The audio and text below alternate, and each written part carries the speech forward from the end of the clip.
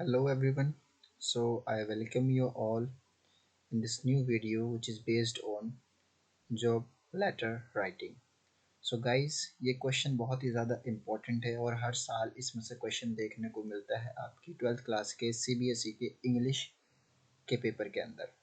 तो बहुत ज़्यादा कंफ्यूजिंग है स्टूडेंट्स के अंदर किस तरीके से इसको लिखा जाना है, क्या क्या चीज़ इसमें ऐड हो सकती है।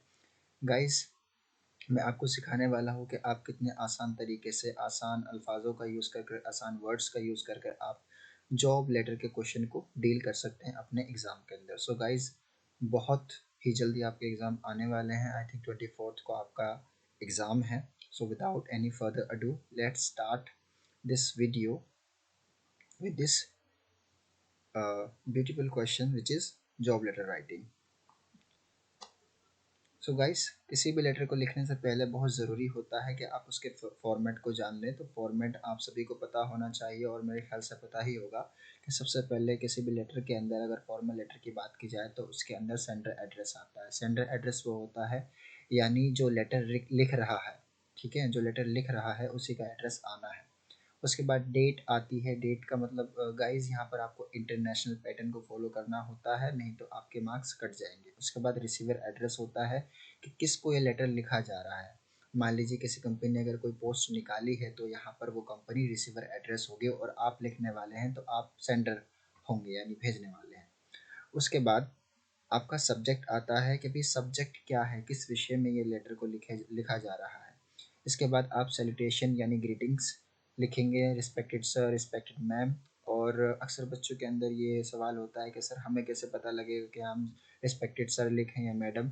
देखिए अगर क्वेश्चन के अंदर स्पेसिफिकली अगर किसी का नेम मेंशन कर रखा है तो आप उसके नेम के अकॉर्डिंग ही सर या मैडम लगाएंगे यानी उसको टाइटल देंगे। लेकिन अगर कोई चीज़ स्पेसिफिकली मेंशन नहीं होती है क्वेश्चन के अंदर तो आप वहाँ पर सर ही प्रेफर करेंगे, क्योंकि सर ही प्रेफर किया जाता है। ठीक है, उसके बाद आपकी लेटर की बॉडी शुरू होती है जो मैक्सिमम 3 पैरा बनते हैं और मिनिमम 2 पैरा बनते हैं। ठीक है, उसके बाद आप कॉम्प्लीमेंट्री क्लोजिंग देंगे यानी योर्स ट्रूली और सिंसियरली, इन दोनों में से किसी एक का भी यूज़ कर सकते हैं। और इस तरीके से आपके जॉब लेटर या किसी भी फॉर्मल लेटर का फॉर्मेट तैयार हो जाता है। तो बिना किसी देरी के अब हम स्टार्ट करते हैं जॉब लेटर किस तरीके से आप लिख सकते हैं अपने एग्ज़ाम में।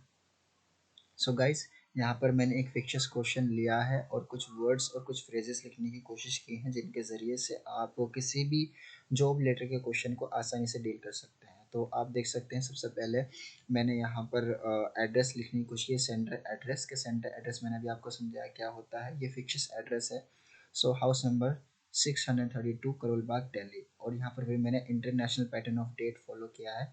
इसके बाद जैसा कि मैंने आपको बताया आपको यहाँ पर रिसीवर एड्रेस लिखना है। तो मैंने ये क्वेश्चन एक पोस्ट के ऊपर लिया है, अकाउंटेंट की पोस्ट निकली है किसी बैंक के अंदर जो है पंजाब नेशनल बैंक। तो अक्सर बैंक, और यहाँ पर आपको ध्यान रखना एक बात कि जब आप रिसीवर एड्रेस लिखेंगे तो रिसीवर एड्रेस चेंज होता रहता है। जिस तरीके से मान लीजिए मैंने अकाउंटेंट की पोस्ट के ऊपर लिखा है, अगर यहाँ पर स्कूल टीचर होता तो यहाँ पर द मैनेजर नहीं द प्रिंसिपल होता, यानी उस ब्रांच उस ऑर्गेनाइजेशन के हेड को आप ये लेटर लिखते हैं। ठीक है, अगर मान लीजिए कोई कंपनी होती तो यहाँ पर द मैनेजर, फिर उस कंपनी का नाम, फिर उसका एड्रेस आता है। अगर स्कूल के टीचर की पोस्ट निकली है तो आप स्कूल में ये लेटर किसे लिखते हैं, प्रिंसिपल को, क्योंकि वही डिसाइड करेगा कि आपको हायर करना है या नहीं करना है। तो वहाँ पर होता है द प्रिंसिपल, फिर से स्कूल का नाम, उसका एड्रेस, इस तरीके से। तो यहाँ पर मैंने अकाउंटेंट की पोस्ट के लिए अप्लाई करा है और मेरे लेटर को पढ़ने वाला है मैनेजर, तो मैंने लिखा है the manager Punjab National Bank Karol Bagh Delhi.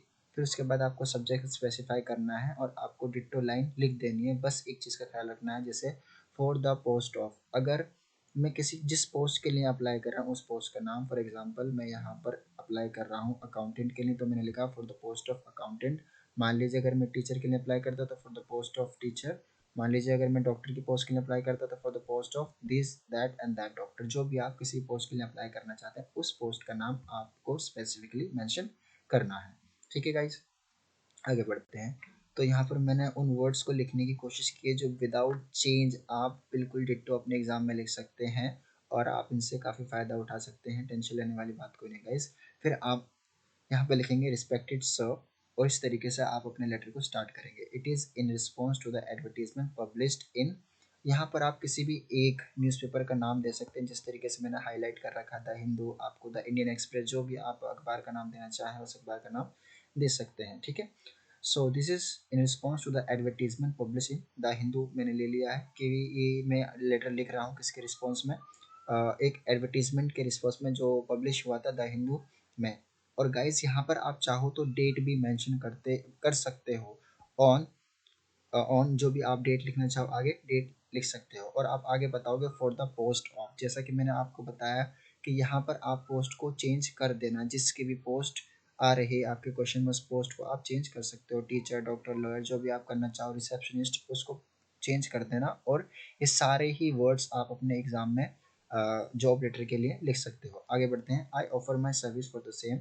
अब आगे इस तरीके से हो कि मैं अपनी सर्विस को ऑफर करता हूँ इसके लिए, इस पोस्ट के लिए। आई एम वेल क्वालिफाइड, मैं अच्छा खासा पढ़ा लिखा हूँ, फ्रॉम प्रेस्टिजियस यूनिवर्सिटीज़, यानी प्रतिष्ठित काफ़ी जानी मानी यूनिवर्सिटीज से पढ़ा लिखा हूँ, and fulfils all the essential requirements of the job, और सारी ही रिक्वायरमेंट्स को कंप्लीट करता हूँ जॉब की। I have sound knowledge of the concern subject with experience of 5 years, मुझे अच्छी खासी नॉलेज है इस सब्जेक्ट के बारे में और 5 साल का एक्सपीरियंस है, and possess good communication skill, और मेरी अच्छी खासी कम्युनिकेशन स्किल भी है।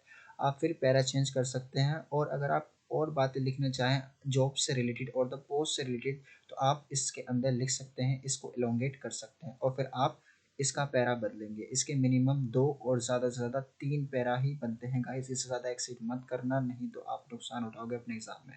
सो आगे बढ़ते हैं, आप पैरा चेंज करने के बाद लिखेंगे I have attach my resume और बायोडाटा, कि मैं अटैच कर चुका हूँ अपने रिज्यूमे विद दिस लेटर, और इस लेटर के साथ, and will be available for the interview, और अवेलेबल रहूँगा या रहूँगी इंटरव्यू के लिए एज पर योर कन्वीनियंस, आपकी सुविधा के अनुसार।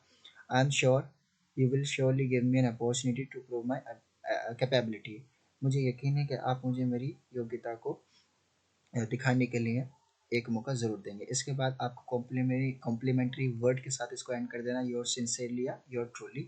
अगर क्वेश्चन के अंदर आपका नाम मेंशन दिया है तो आप उस नाम को मेंशन कर देना, नहीं तो कोई ज़रूरत नहीं आपको किसी के नाम की मेंशन करने के लिए। इस तरीके से गाइज आप अपने लेटर को लिख सकते हैं, इन सभी वर्ड्स का यूज़ करके आप अपने लेटर को लिख सकते हैं, जॉब लेटर को। और जहाँ जहाँ मैंने चेंज करने की बात की, सिर्फ वहाँ पर स्लाइड चेंज करना है, और आप डिटो इन वर्ड्स को यूज़ कर सकते हैं, ठीक है गाइज। आगे, अब आपकी जॉब लग चुकी है, मुबारक हो। अब आप मिठाई बांटने का काम कीजिए अच्छे तरीके से अपनी फैमिली मेम्बर्स के अंदर, लेकिन रुकिए, अभी एक चीज़ बाकी है जिसे हम कहते हैं resume writing. So guys we will discuss resume writing, how can we write a beautiful resume. So we will see this thing in the next video. Till then, take care and think best, learn best, and achieve best. And don't forget to subscribe our channel. Okay, guys? Thank you.